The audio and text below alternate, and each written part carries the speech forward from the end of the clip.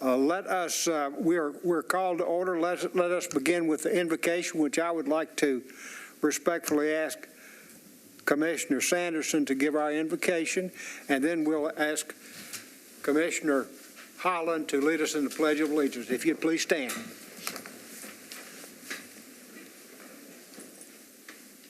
Thank you, Lord, for this day and all the blessings in our lives. Protect and guide us. Give us all strength to overcome adversities. Be with all of us as we celebrate life and all of the good things in our lives. In your name we pray. Amen. Amen. I pledge allegiance to the flag of the United States of America and to the republic for which it stands, one nation, under God, indivisible, with liberty and justice for all. Thank you.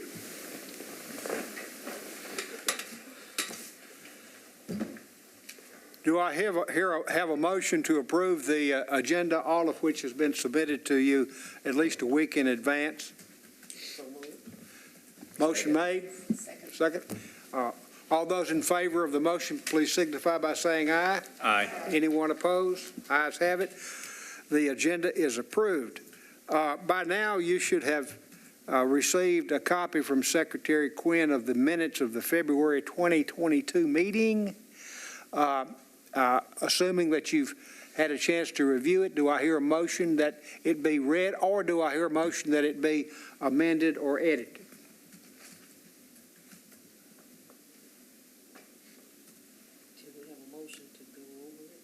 Do we have a, I'm sorry? A motion to review it?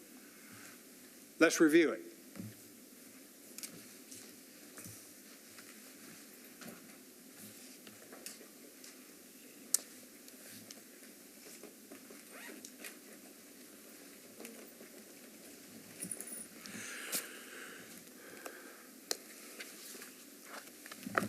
It should be attached to your calendar invite.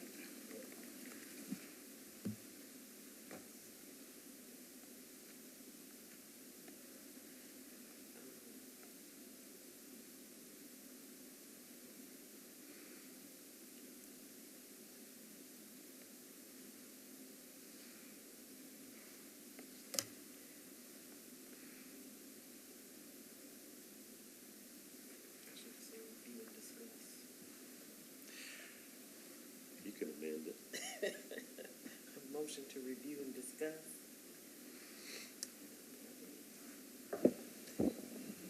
You should put on your microphone when you speak. Thank you. Thank you. Chair, I'd like to make a motion that we review and discuss the report as compiled by Secretary Quinn. Thank you so much for your hard work in putting all of this together. It looks wonderful. There were just a few questions in the report, and then others may have some that, if we can discuss, would be great. For the record, I think that we are still on item number 5, the approval of the minutes from the February 2022 meeting. So if we take a vote on that first, and then we can move on to item 6, the report. Thank you very much. Has everybody had an opportunity to review the submitted minutes by Secretary Quinn? Oh, yes. Do I hear a motion that they be approved? Chairman, sir, I make a motion to approve the minutes for February. There's a second? Second. Second. Motion been made and second. All those in favor signify by saying aye. Aye. Any opposed? Ayes have it. The minutes are approved. Thank you very much. Now, I believe we have a motion by Council Member Gamble that we have a discussion on the final report. And before we start that, if I may, Council Member, let me just say this. We have a quorum.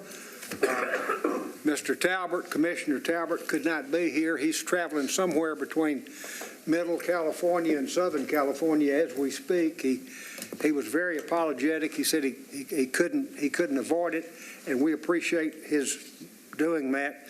But we definitely have a quorum, and I haven't polled everybody, but I sense that everybody seems to be in general agreement that this should be our last meeting. Now, we have 3 hours scheduled for this meeting, and if we need to use all those 3 hours, we certainly will do that. But I hope that we can accomplish our business in a lot less time than that. Now, what I would like to accomplish in this meeting today would be to first thank everybody. I've been on a jillion committees and commissions and groups and clubs, but I don't think that I've ever had any commission or committee or club or group that I participated in that had the unanimity and focus that this one has had. Everybody, and I say everybody, has contributed his or her share to this committee. And for that, I am very, very grateful, and I appreciate your allowing me to chair your committee. I appreciate legal counsel's advice and counsel. She's kept us on the straight and narrow, and I really appreciate that. It's kind of different for me to follow legal advice than it is to be given it, but I do appreciate it, very much so. Now, we ought to be able to complete our business. We all, I think, agree that we pretty well know what went on. There's not much more that we could do to learn any more. Now we need to have our final report. What we need to do first is approve the final report as amended. I left one person out, and that's Secretary Quinn. She has done a quintessential job in submitting our draft report. Now we need to clean it up, make any corrections, approve those corrections, and then after that, after we've approved the final report, which includes the conclusions, we need to approve the language for the recommendations. Investigator Secretary Quinn had a great comment, and she said, we've done a really good job in telling what everybody else's recommendations are, but we hadn't given many ourselves. I submitted one, which I hope that you will consider. I know that Commissioner Sanderson has submitted one, if there are any more. Bottom line is we need to approve the report, the recommendations, if any, and then give me permission to approve the minutes of our last meeting, so that we don't have to meet again just to approve our last meeting. Okay. Now, Council Member Gamble made a motion that we review the report. Let's discuss. Chairman Summers. Yes, sir, Captain. I would say during the course of this last year, my purpose in serving this committee was to learn as much as I could about December the 25th, 2020, see how I could contribute to the overall commission's objectives and goals, and then therefore provide much needed value to our overall community going forward. And in reviewing everything that we've done and the work we've done in the last year, especially in our committee, I put in the report all those recommendations. Now, from a personal standpoint, I didn't have any personal recommendations to add other than what was already mentioned. I really believe those men and women who served and was at the front line, whether it was AT&T and what we discovered through the communications aspect, or Metro Nashville, or fire, all of those recommendations I echoed as a recommendation, and I think to take serious was what I focused on. But this morning, and I'm sure she'll speak about her recommendations, Commissioner Sanderson's recommendation for mental health, I think it's something that we should discuss and add into it from our commission standpoint as a personal recommendation. That would be my only recommendation apart from what I've already submitted in writing. Thank you. I would just like to add my personal gratitude to Commissioner Quinn for putting all this together, being the recording secretary. You had the hard work. Thank you so much.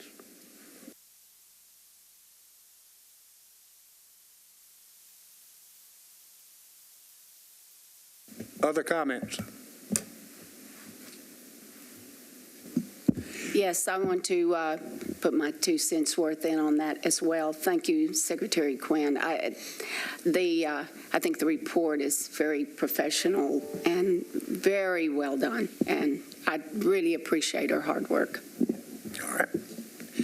So are there any other comments about other potential recommendations? Before we get down into the weeds as to each recommendation, are there any other potential recommendations? What I understood the captain to say was that in his part of the report, the recommendations that the committee made were the ones that were made by the public, by the people that we interviewed, correct? Yes, All right.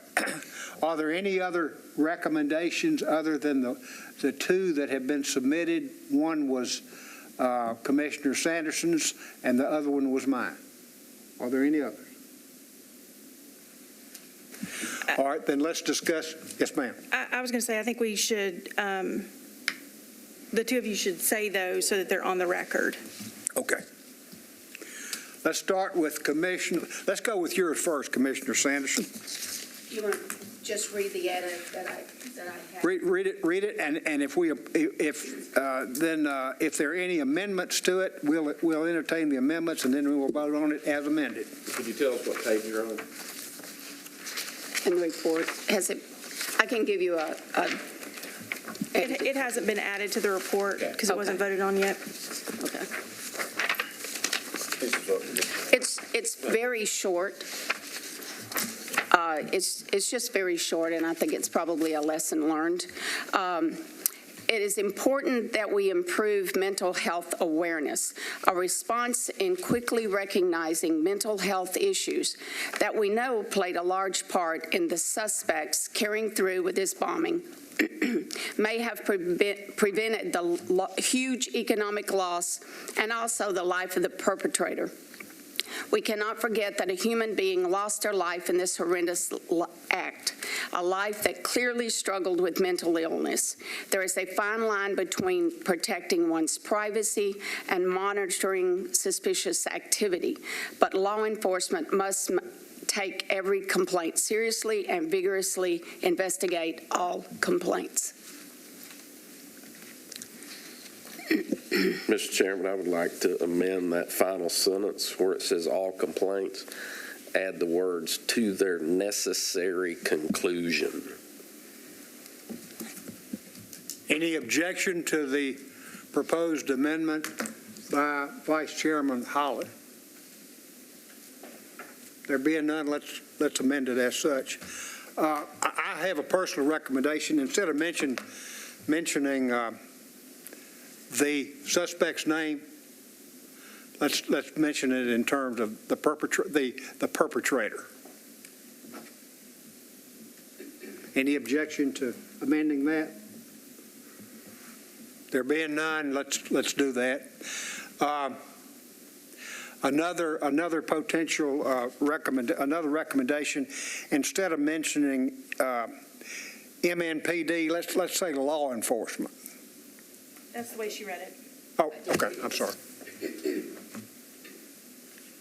I really like this, and I think it dovetails nicely into what the previous policing commission's recommendations were around addressing mental health issues as it relates to policing activity. I would love to see an additional sentence or really an actionable recommendation, and maybe it's that we sort of affirm the policing commission's recommendation that MNPD hire expeditiously the mental health professionals that are going to walk alongside them. I understand they're some percentage of the way through hiring those individuals, but maybe we can add to that and say something along the lines of like, make this a priority. If that. I concur, Secretary Quinn, and also to add to that, I think along with the recommendations, it complements state law that deals with involuntary committals for evaluation periods of 72 hours. State law 6404 is what we usually refer to it. when we're talking about dealing with people. I think it would be a good tool and tool belt for law enforcement to have mental health specialists alongside them to make these determinations and to follow Mr. Holland's last part to come to that necessary conclusion. Council member. Thank you, Chair. I just want to add that I agree. I agree and appreciate this statement. I think it is important to add it as a recommendation in the report.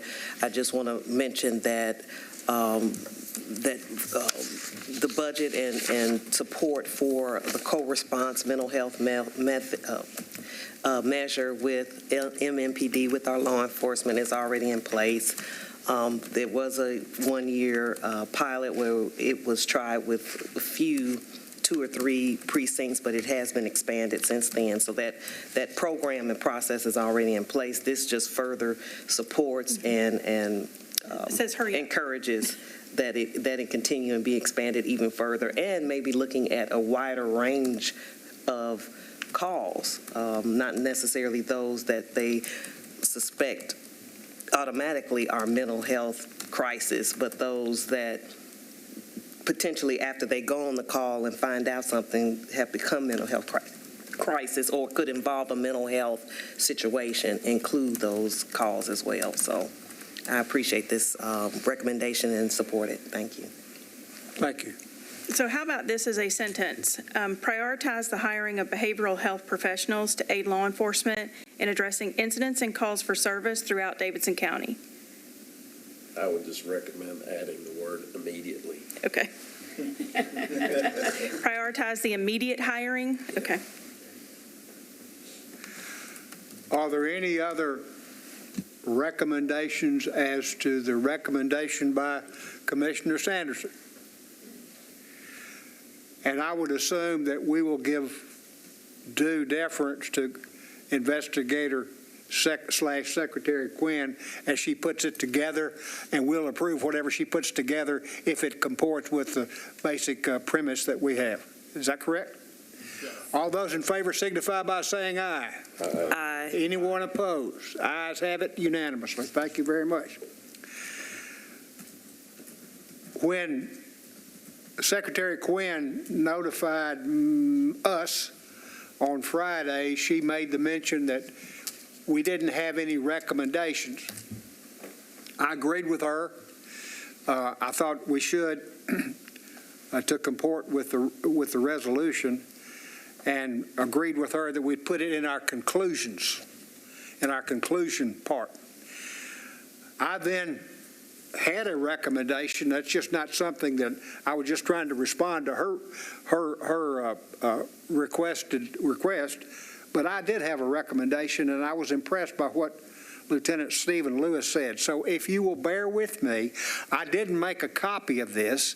It was on a Friday. I wasn't at my office. I sent it all to everybody. I don't know if you read it or not, but this is my recommendation, and I will read it to you. Bear with me. It's a lot longer than Brenda's was.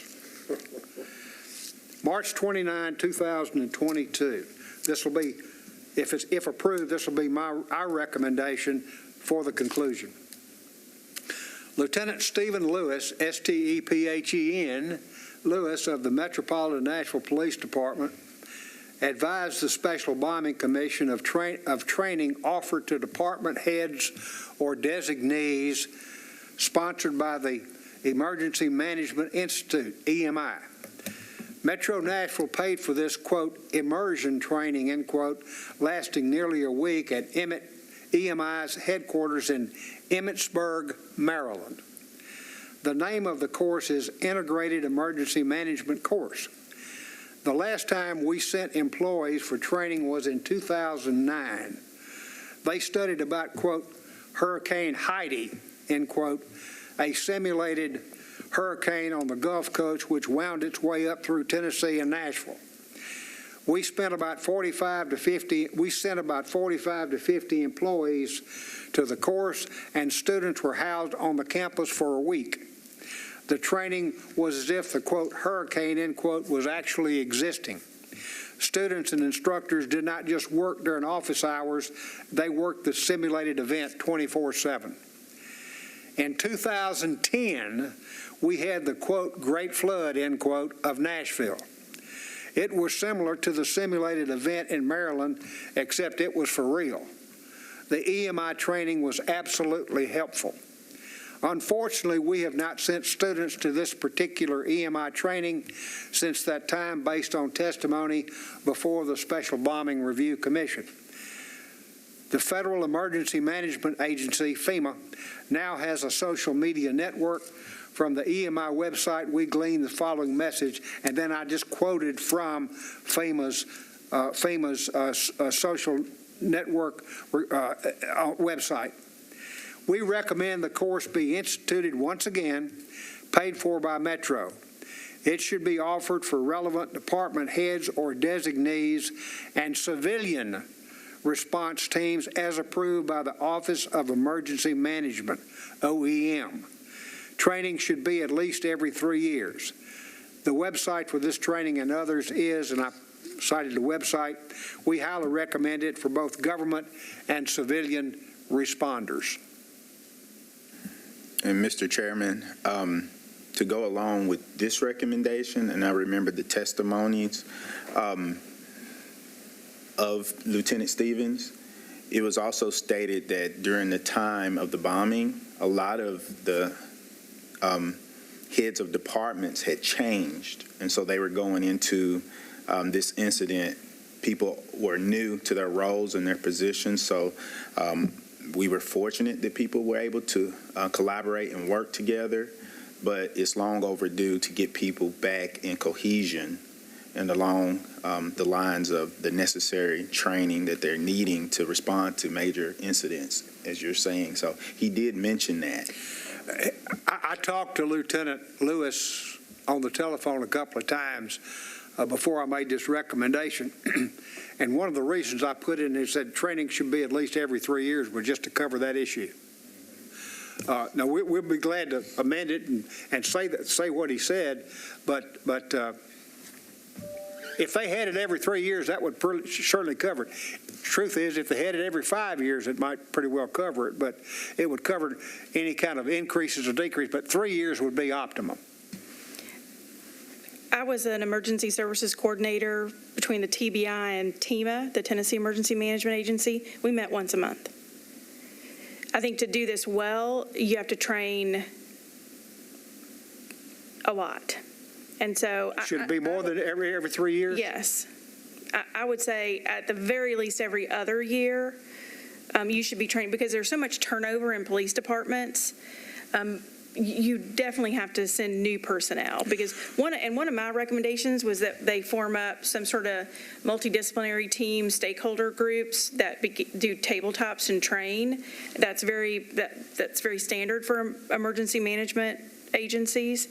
So I like this. I would maybe suggest that we put the bulk of this under Lieutenant Lewis's testimony, which is in the other section, the criminal investigation section of the report, and then refer to that by page number, and then come in with your recommendation of this training. At least every other year. At least every other year. That would be my... And you're correct, and I'm glad you lean into your experience. At Vanderbilt University, in our public safety, we do it annually. And we invite stakeholders, campus partners, community partners to participate in the annual tabletop for that reason, because, and that's good. Thinking about that, it's because people do change and there is turnover, and we hire new staff and new people who will be responsible for things, and to get the experience, we do it annually. So that is a good point. The reason I put every 3 years, I was also thinking a little bit about the budget too. Because it's a lot more expensive to send everybody to Emmitsburg, Maryland, than it is to have it at Vanderbilt, for example. But so I was kind of splitting the difference a little bit. Well, for sake of discussion, and we're talking about that, and that's a good point. This training could still be every 3 years, but to add in addition to something more localized, whether it's a, Train the trainer stuff. yes. Right, that's what I was thinking, maybe Mr. having a more involved training where you're actually having hands-on training every 3 years, but what you all are talking about is more of a annual refresher, updater type, in local tabletop display type training, is what I'm hearing. It's pretty clear that they were not ready for an incident of this magnitude with its catastrophic downstream issues that it created. And so that's the lack of doing tabletops and just imagining. When I used to run Amber Alert tabletops, one of the things that I would have them do is I'd have all the investigators turn their phones off, and I'd say, okay, you've lost phone service. Now figure out communications. Figure it out. You've got to throw wrinkles into tabletops. People have to think through those things, or they won't, unless you address those kinds of things in tabletop exercises. Because when you get into a critical incident, you don't want to be thinking about it then. I mean, you can't have the solution to the problem then. It takes too long to work the problem. And so you have to have thought through that and made a plan. And it's very clear that and some of this is the lack of integration and knowledge between public and private agencies. I mean, this is, without the AT&T issue, this becomes a much less impactful issue as far as public safety goes. But it's clear they had not thought through, like, what happens if the power grid gets wiped out? I know, I think in my house I went 3 or 4 days with no power a couple of years ago when a tornado came through and my house didn't get hit and my neighborhood didn't even get hit. But I went 3 days without power. So now we have a big old generator where I can at least power up my refrigerator and freezer. So as a homeowner, I have made that plan. I have planned for those things. And so I think it's reasonable to ask our public safety agencies to train on this and make plans for it. We have to. Do you want to make this, I understand about incorporating some of my recommendations into Lieutenant Lewis's discussion, and then the rest of it will be a recommendation. But do you also want to make yet another recommendation about tabletop locally?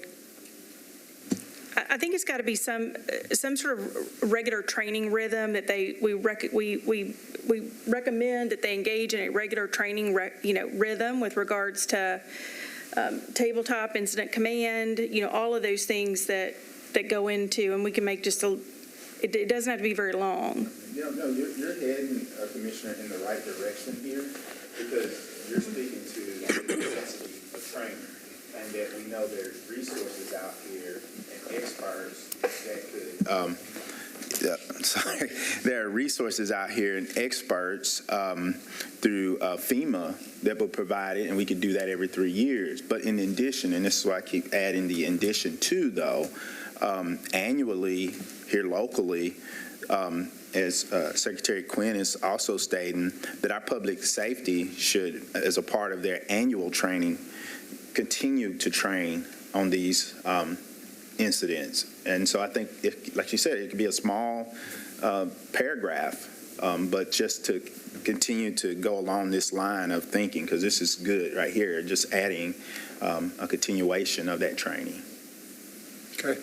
Mr. Chairman, I would just add whatever policy recommendations we have for training or otherwise, we make those irrespective of the fiscal impact and leave those decisions to the august body known as the Metro Council. Understood. So the recommendations are to put part of the recommendations that I submitted under Lieutenant Lewis's discussion, and the second is to change the 3 years to at least every other year, and the third recommendation to the recommendation was to have a local tabletop exercises every year. And we're going to leave it up to Secretary Investigator, the Honorable Margie Quinn, to figure all that out and to put it into the report as she sees fit. Would that be proper? All those in favor signify by saying aye. Aye. Anyone opposed?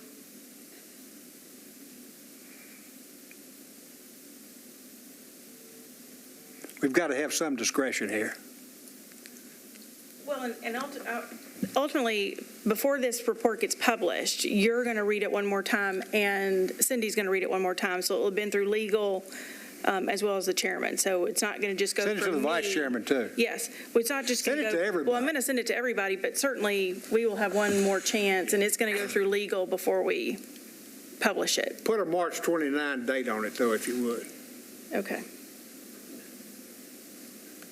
We call it non-pro-tunk. Not pro-tunk. Non-pro-tunk. That's right. Habeas corpus, too. So I think just to clarify here that we're going to vote on the substance of the changes, and then the actual final draft will receive a final review / sign off by the chairman, and it sounds like me. But we'll vote here today on the substance in general and how we're going to file that report. That's right. Well, we voted on changing the recommendation I made about the Emmitsburg training, and we broke it up. Part goes to Lieutenant Lewis's discussion, part stays in the conclusion, and we add to it by a tabletop local venue every year. Now, are there any other recommendations for the conclusion part of the report?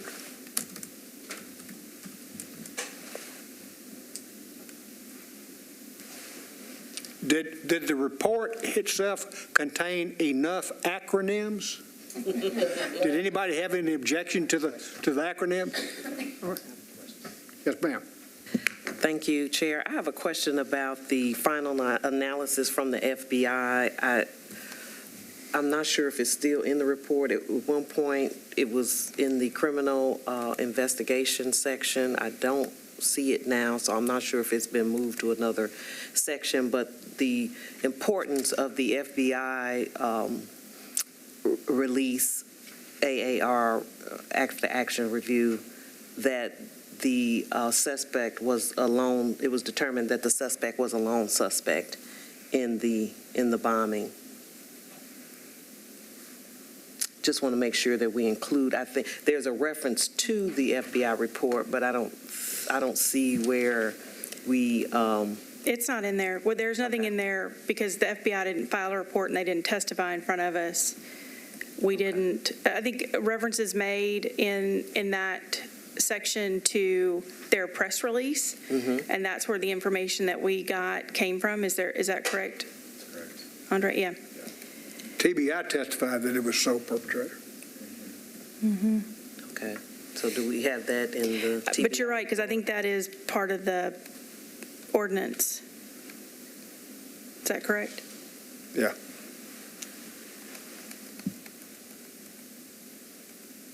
Well, just the investigation, I guess, isn't part of the ordinance, I guess it's at the will of the committee if we need to include that. I thought that was something that we had discussed at our last meeting needed to be added. So just wanted to verify if we were including the summary. If it's not coming from the FBI, then in the TBI investigation. Didn't the TBI's investigation, which is included in the report, didn't the TBI's basically incorporate the opinion of the FBI? That's what I thought. I mean, he certainly did when he testified. On page 8 of the report, we say, furthermore, the FBI, the primary investigator, the criminal investigation, released a press release on March 15, 2021, explaining the role of each agency involved in the investigation and investigation of and response to the bombing. And the summary of the conclusion of the criminal investigation, information from the FBI press release is included in this report. That's where we could potentially add a sentence that says the FBI findings released publicly stated that the deceased suspect was, acted alone or something along those lines.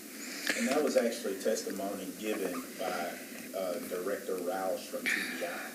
He stood before us and gave that testimony. So even if we need to quote a source, he would be the source. That's exactly right. That's exactly right. And I don't think we ought to include Mr. Warner's name at all in this report. That's what Just call him the suspect. the perpetrator, because I just don't think we ought to. Agreed. Everybody agrees with that. Okay. That's a good comment, council member. I think you're right. We will amend that accordingly. Can Now. I get in the weeds a minute? You going to? I know you will. Go ahead. If you remember from the police report prepared by MNPD, and it's after action report, I'll call it, there was, pretty clearly that a warrant wasn't sought. And I'm a civil lawyer, so forgive me. A warrant for which offense? The February 2019 or the bombing? 2019. Okay. To, complaint from ex-girlfriend, hey, something's going on. Ultimately, the decision was made not to seek a warrant to search the property. And I know government employees love paperwork, but could we recommend requiring the chief or someone in that capacity acknowledge in writing on decisions to seek or not seek a search warrant relative to bombing complaints, and then add whether or not he or she agrees with said decision making? Captain. I'm going to object to that. And just because you have men and women who are at certain levels of our departments who can, as you said earlier, make those determinations. And it's the chief. You're going to get tons of bomb complaints every single day. And to trigger an investigation to that level, you got to think of the man hours, the time that it will take, and that's a lot of liability putting on the top guy who's already running so many different directions, precincts, departments under him. So at some point, you have to trust that your team can make those determinations. And I understand your concern, but to have the chief sign off, I would hesitate on that. So you're recommending someone lower in rank? Well, they already changed. Like captain? Well, they already changed the whole system for signing warrants in their department after the warrant was executed, where the suspect no longer lived there in one of the housing developments. And I think it's a assistant chief or deputy chief that signs off on all warrants at this point. I wanted to see if Councilmember Gamble, what were the recommendations that came out of the AAR that you participated in? And was something like that included regarding the investigation and policy? Yes, to your point, and I'm looking for it so I can tell you exactly. I think I have a copy of it in here. But there were recommendations as far as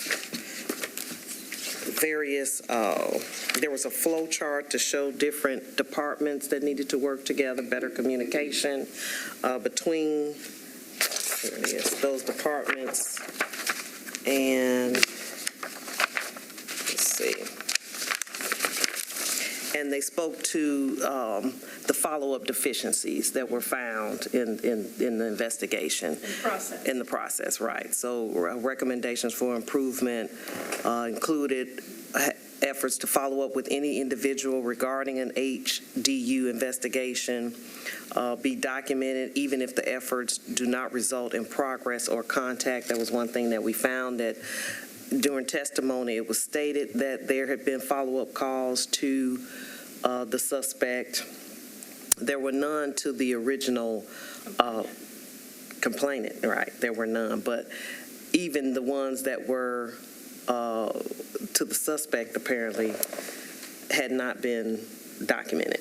They had gone to the house after the point, but none of it had been documented. So having more documentation on that, following up on complaints, and even following up, doing investigation. If you're not able to reach the suspect, family members, employer, that type of thing, none of that was done or documented.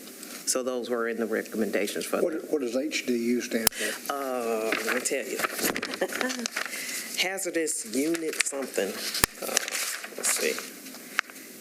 HDU is hazardous device unit.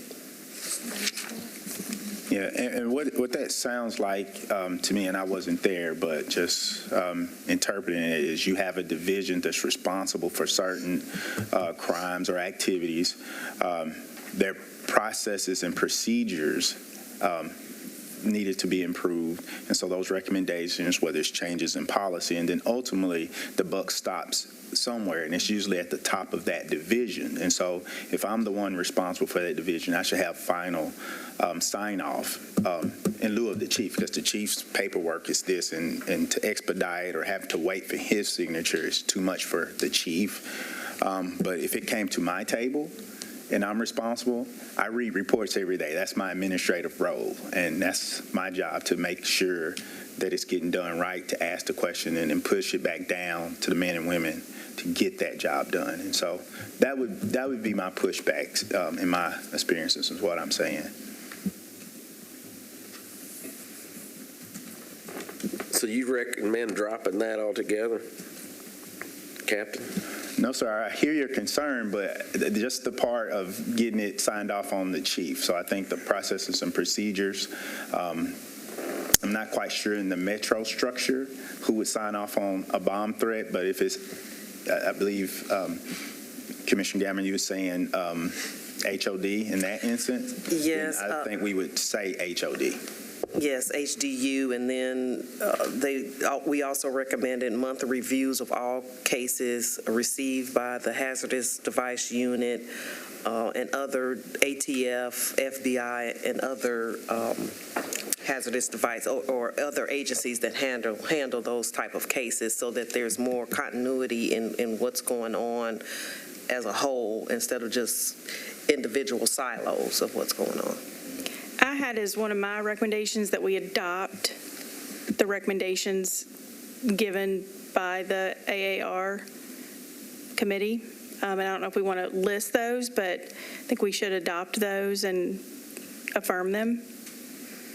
I'll just say that most, if not all, of these recommendations have been implemented. That we had several testimonies telling us that.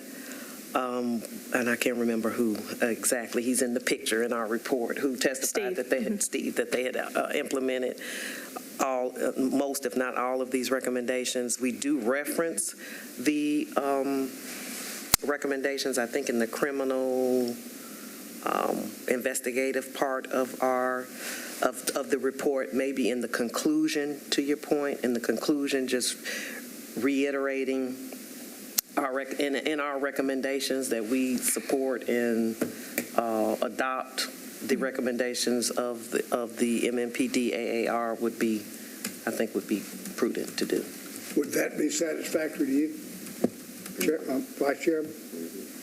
Yes, sir. What was the name of the committee, council member?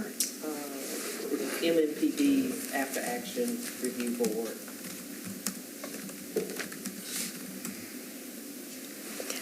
There's probably room for some, and I don't know how often MNPD makes a report to the Metro Council or to the mayor's office regarding critical incident reports. And that would not just be a bombing, it might be a school shooting threat or any other mass casualty, so that the council begins to understand, the mayor's office begin to understand how many of these types of reports actually are coming in every year. Without being able to sort of quantify or give context, it's difficult to understand, I think, what that requires then in a response from the police department.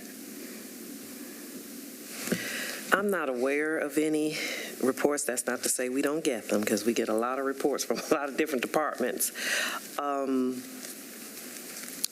So I think transparency is important. If it's not something that is sent to the council, then definitely that should be available on a public website for the general public or anybody to view. I think would be important, as long as it didn't provide any information about systems and policies and procedures that are in place that could be, problematic to have the general public know about all of that. But I'm not opposed to them providing a report, or at the very least having information available for the public to see in general the type of incidents that came up during our investigation.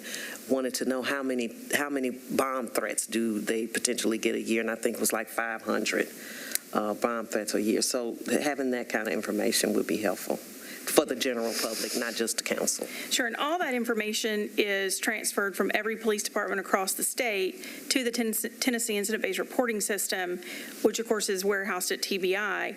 That then gets transferred to the FBI, which is where uniform crime reports come from. And so that information is available to the public, but in order to find that, you'd have to really dig through. If Metro was making some report available once a year that quantified and in some cases qualified the kind of calls that they were getting, the public would probably begin to understand that that's like, this call is a needle in a haystack. Obviously it ended up badly, but it's still, with 500 bomb threat reports, they don't have the personnel to take every single one of them to the nth degree.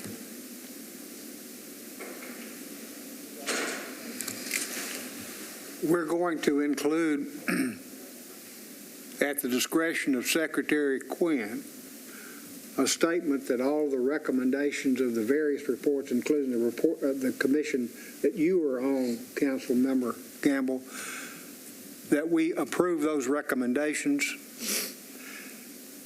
Support and adopt. And support and adopt, yes. Yeah.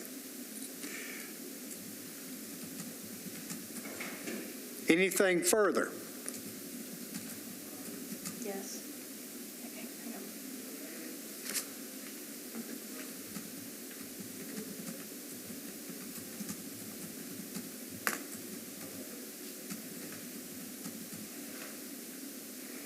Yes, ma'am. I just wanted to make mention and put on the record the exemplary service that Steve Martini gave to the citizens that day and in days following. I think if you read the report that outlines the actions that he took that day to try to maintain comms throughout the county as it related to public safety and the E911 center, I think we're really forward thinking, and we're very fortunate to have him at the head there. And so to that end, I would like to talk about some recommendation around filling the gaps in technology to aid Nashville, specifically regarding potentially downtown camera systems and LPRs, both of which would have been helpful certainly after the fact. We would have been able to go back to that data and information and determine if this person acted alone or if they didn't. And had this event ended with the loss of life, all of the information that the Metro Police Department would have been able to glean via technology would have been incredibly important, especially determining whether or not somebody acted alone. Camera systems don't use excessive force. They don't They don't shoot anybody, they don't kill anybody, but it's a tremendous asset for a police department, especially in high-traffic urban areas. And I would love to see a recommendation around increasing technology to fill gaps in service. Is that your recommendation? Yes. And your recommendation is for cameras, license plate readers, and things of this such, particularly in high populated, densely populated areas, High-traffic be areas. incorporated? Yes. Either be researched and potentially incorporated, but I'd like to make some recommendation where the county really begins to invest in technology. Ultimately, long-term, that's probably cheaper than personnel. If you add 100 cameras to the downtown corridor, maybe you don't have to hire another 250 police officers to police the area.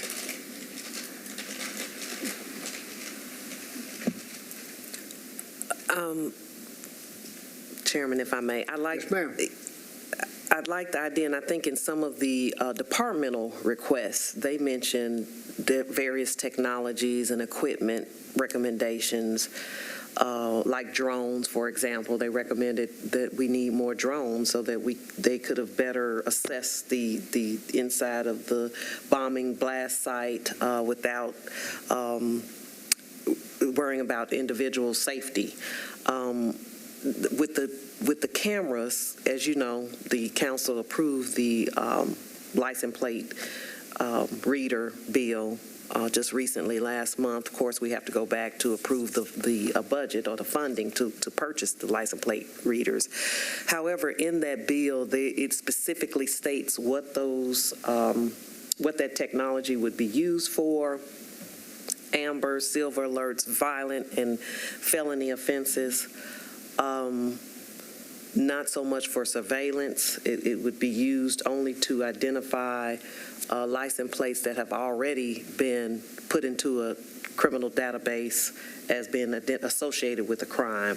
So I'm not sure how the license plate reader technology, as it's been approved by Metro Council, could be used in this case. However, certainly,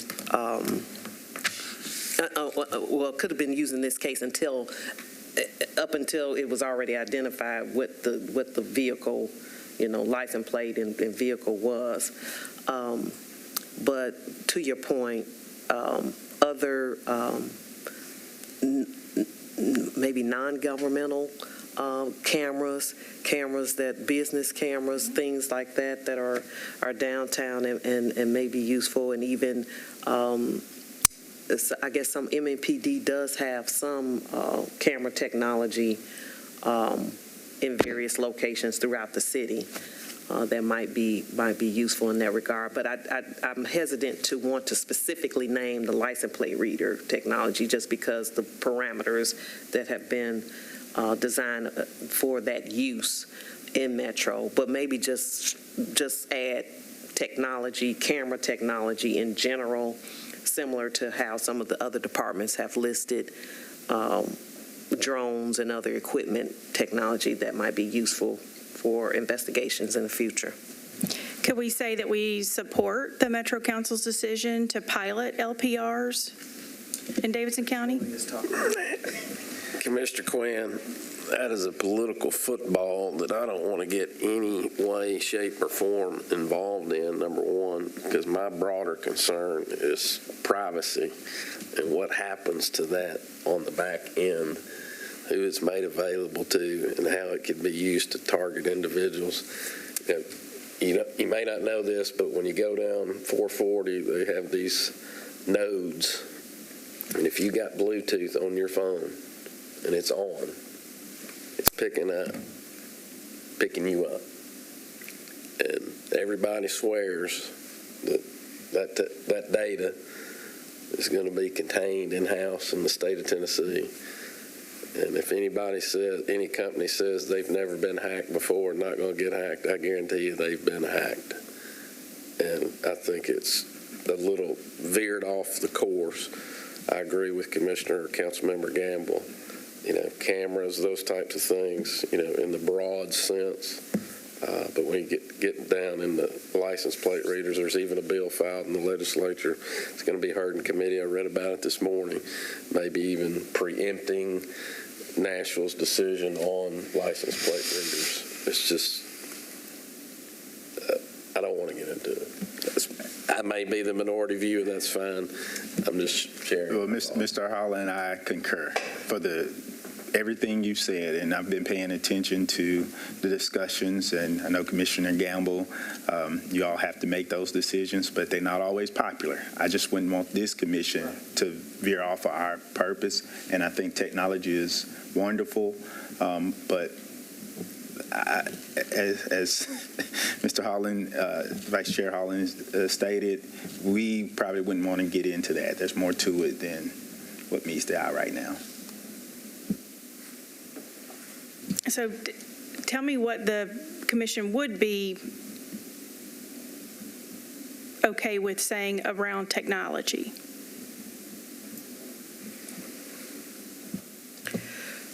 Maybe in the conclusion, including a sentence or two about the recommendations from departments for equipment and technology to help better, to do better investigations moving forward, and in that include camera technology or something in general, or something that reflects what the departmental recommendations are, would be appropriate, but not specifically naming license plate readers.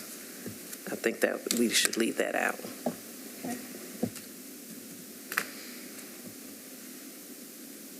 There's been a recommendation made that we have language in there as a recommendation in our conclusion that promotes and recommends greater technology,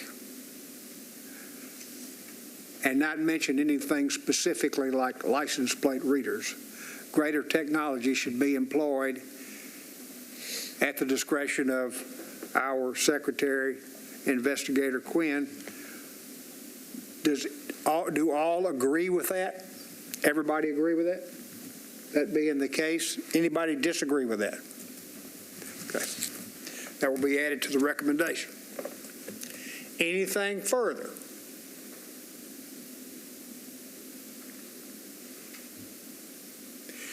There being none,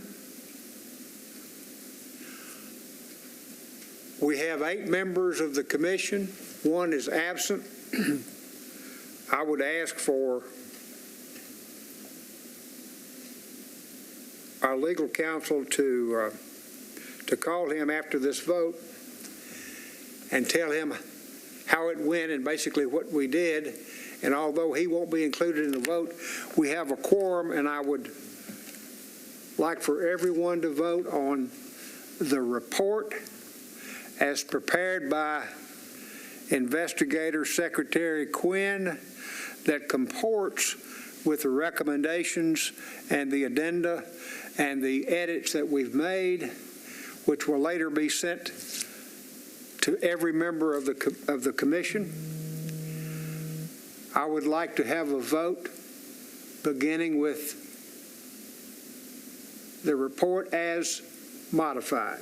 All those in favor of the report as modified signify by saying aye. Aye. Aye. Does anyone disagree? Does anyone disagree?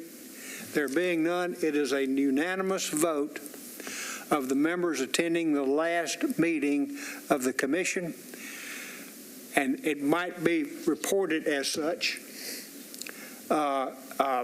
But I would appreciate legal counsel telling Mr. Talbert, and I got a feeling that he's probably going to agree with this.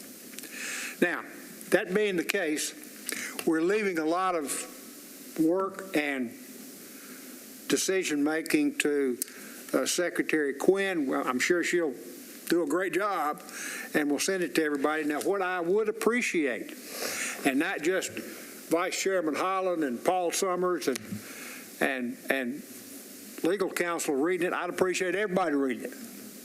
Everybody read it. Besides that, it's your report. it's 100% hearsay. Either we quoted people as to what they said or we paraphrased what they said, but it's still our report. I would ask for Investigator Quinn to decide how she wants to present it. I think it should be sent to the mayor, the vice mayor, and to Council Member Bob Mendez, who was the proponent of the resolution that ultimately passed that created this bombing commission. Now, how you want to do it, I'm going to leave it up to you. I don't want it to be from Paul Summers, chairman. I want it to be from this entire committee, because this entire committee did the work. And once again, I'm going to tell you, you all did a great job, and I really appreciate it. I mean, and the public appreciates it. And I've told several people who've asked me about this commission, I said, look, everybody comes from a different walk of life. Some of them are investigators, some of them are nonprofits. But the point is that we all are working, and it's our report. So however you think it should be submitted, if you want to sign it, if you want me to sign it, or if none of us signs it, that's okay. We're going to leave it to you. Is that all right? Yes, I think none of us signs it. Fine. Yeah, I'm not sure a signature would be required or anything. I think we have on the record everyone's affirmation. We got it on the record, and also I got one more motion I want to entertain, and I do hereby move that the minutes of the last meeting of the Special Bombing Review Commission, that this commission allow the chair to approve or disapprove the minutes or to edit them. Everybody favor that? So moved. So moved. Any second? Second. Been made and seconded. All those in favor signify by saying aye. Aye. All those opposed signify by like sign. No. There being no's, unanimous vote on that as well. Now, what else, Madam Counselor? Could we clarify and vote on how the final report is going to be distributed and the timing and stuff? Because I'm not sure I totally followed that. I guess You said you're just going to email the mayor, vice mayor, and council member Mendez and copy everyone on the email, and here's the final report? Well, first it should be emailed to all of us for let us, in case we misspelled a word or This is going to take a couple of weeks. It's going to take her a couple of weeks, but I still think it's fair, since we voted on it. We've approved the report, just hadn't been finalized yet. Put today's date on it. Sure. But it's going to take a couple of weeks. We'll get it, and I would appreciate every member of this commission responding back to the secretary as to any comments. Say, if you agree with it, just say, thank you very much, I agree. If you say on page 19, the word right is spelled W-R-I-G-H-T. It should be R-I-G-H-T, whatever, okay? And then after that, she's going to submit it to the mayor, to the vice mayor, and to the council member, Bob Mendez. Electronically, or is it printed and mailed? Electronically, I recommend. I think. What do you think, Counselor? I think if you're attaching a lot of exhibits, that perhaps we can just email it and we could offer to provide a hard copy to any of those parties if we need to. And then I think we can make it clear that we're also going to post this on the commission's website, as all the other documents that have been submitted and approved by the commission have been approved. So then the public will be able to also get a copy of that final report. And let me say this. You go ahead. What about distribution to the media? And I'd make a motion to prepare a little statement with it, and then make the chairman available for media availability if anyone was so inclined to attend. Let me tell you how I don't mind making a public statement. I've done it a lot. But this committee has been great about everybody working. And I don't want it to make it any shape, form, or fashion that it's something that I did. Everybody did it. All 9 of us did it. Actually, all 10 of us did it. I think we just need to send it, and if the mayor or the vice mayor or council member Mendez wants to publicize it in some way or another, wants to call us to the council, if they want to call us to the council, I'm going to suggest to them that all of us be invited. Now we can kind of split up how we do the presentation. Maybe do it by committee or something of that nature. But I don't think it should be one person. I think it should be the entire group, and let them decide how they want to publicize it. Yes, ma'am. I'll just note that with the MMPD after action report, we held a press conference, we submitted the report and a press release to the media, and then held a press conference to announce the findings, the final findings, to announce the process and the final findings of the report. It was led by the chair of the board. However, all of the board members were invited to attend the press conference. It may be what I want to say. It's always better to have one spokesperson. Of course, we would all be available to ask questions or to answer questions, but to have one spokesperson, I guess, representing the committee as opposed to having a lot of people commenting would probably be the best case scenario. But I'll defer to you and the mayor's office and Councilmember Mendez as to how it should be presented to the council. But in terms of media, if there's going to be a press release, press conference, it would be good that we're all in attendance and available, but have one spokesperson kind of speaking to the process and the findings. Well, do you want to, are you suggesting that we send it not only to the 3, but also to the media as well? Correct. But your counter to that is you let the mayor, vice mayor, Councilmember Mendez distribute how they see fit. I mean, the point is it's going to go to the press. Somebody's going to need to be available to answer some sort of question about it, I presume. But we also be reminding a whole lot of people that we've been meeting for a year that they've long since forgotten about it. You could have been here every week. I mean, every month, yeah. Yeah, we've been here every month. And, well, I will be glad, I will be more than happy to represent the group. Let's just do this. Are you gonna send I guess you're gonna send a cover email to the mayor, or do you want me to do that, or how does the group want to do that? Does it make any difference? I think it ought to come from you. Or Cindy. I feel like it should come from a member of the commission, and I don't think that it matters who sends it, but I would think one of you guys should.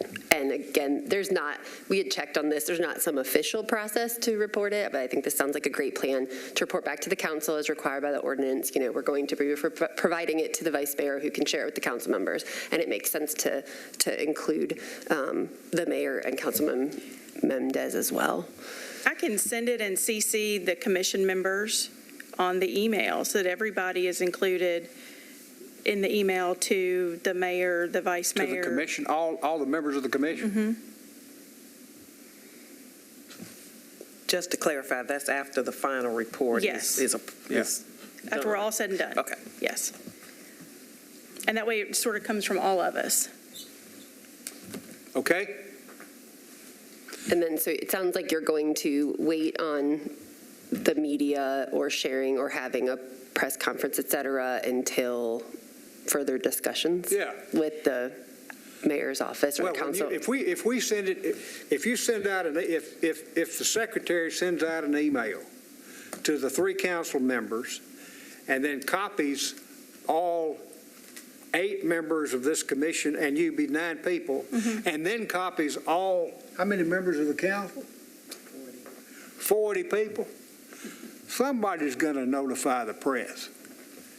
Somebody's going to notify the press, and that also is going to be plenty of opportunity to decide whether the mayor or the vice mayor or how they want to handle that. But we've done, our job was to report back to the commission. Now, how they want to publicize it, that's kind of their business. If they want to have one spokesperson come, if they want to have the whole group come, or if they don't want to have any of us come, that's their business. That's my view. Okay, we're all in agreement that what we're going to do is, after it's all said and done, and we understand what that means, that is, after we have all responded back to Secretary Quinn, that we give her the thumbs up on the report. Then when that 9th person sends the thumbs up, then she will then send it to the mayor, the vice mayor, council member Bob Mendez, then to all 9 of us sitting here plus Dale Talbot. And then she will also send it to every member of the Metro Council. And then we're done unless the mayor or the vice mayor or council member Mendez says, we want you to have a press conference, or we want you to do this, that, and the other. That's their business. We've completed our mission. Everybody in agreement? Put that in the minutes. It's in the minutes. One last thing. I sent out an email, and I'm really talking to the committee heads, if in your report you said there was a document in the appendix, I need you to send me that document. And we need to talk a little bit about the appendix. Is that every document that's come before this committee? Is this just the documents that we've referenced in the committee reports? Does anybody have thoughts on that?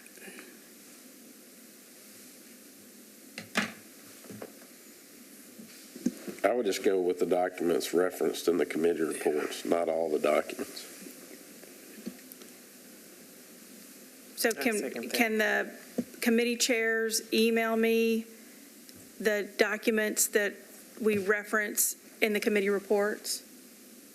If you referenced a document and said it's going to be in the appendix, I need that report to put in the appendix.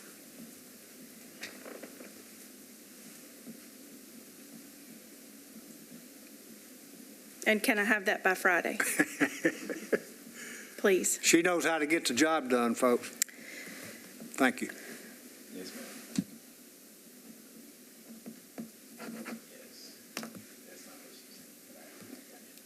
Thank you. Anything further? That being the case, let me say this. Thank you. Oh, you're welcome. Thank you. Thank you, sir. Thank you. And thank you to the chairman as well and the vice chairman. Thank you.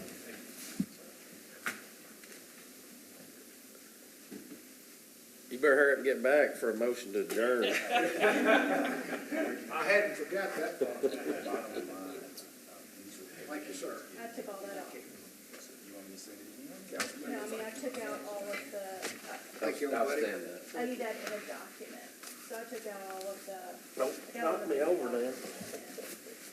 I don't want bibliography at the end. So I took out that stuff. So you want me to send it down? The whole document. I'm going to have to make you do that. Scan it.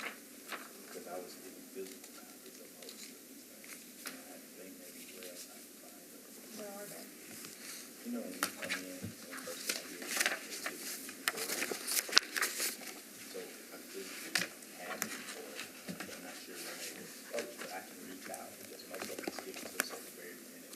It's like Chief these. Swamp. Yeah. It's And like these. his team. It So was I'm a- sure if they could provide it, I'll reach out and get that and send it over. We referenced this. Yeah, It was a we- timeline. Yep. Or it was a I physical. think we had the Word document timeline. Yeah, We and did, it's it was on the- probably is. It's on the website, so I'll pull it Okay. and I'll send it to you. And then anything else that was stated, I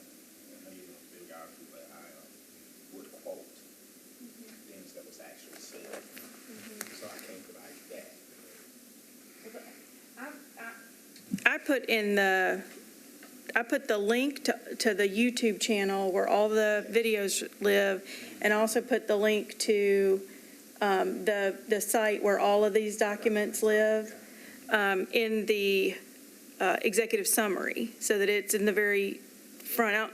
When you read through the document, you probably saw I had a highlighted, said add links.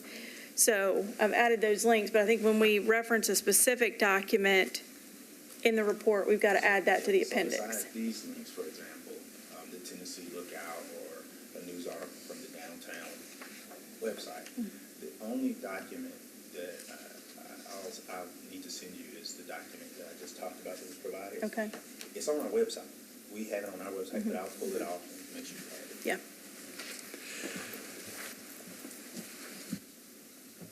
If there is nothing further, I want to thank everybody profusely for their hard work, their dedication, and their diligent application. Thank you very much. Is there any objection to our being adjourned this 29th day of March, 2022? There being no objections, we are hereby adjourned finally. Thank you.